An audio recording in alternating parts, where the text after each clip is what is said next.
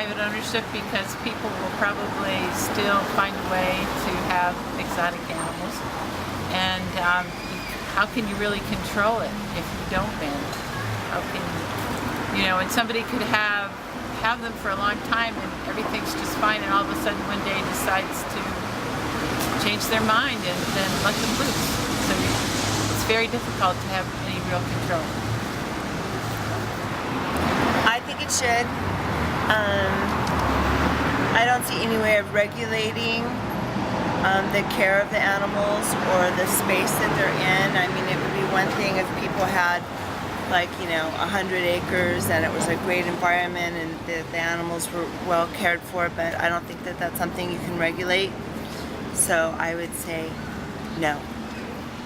Yes, I think it should be, because there are zoos and organizations who have breeding programs for endangered species who know what they're doing, and that should only be allowed to be in their domain.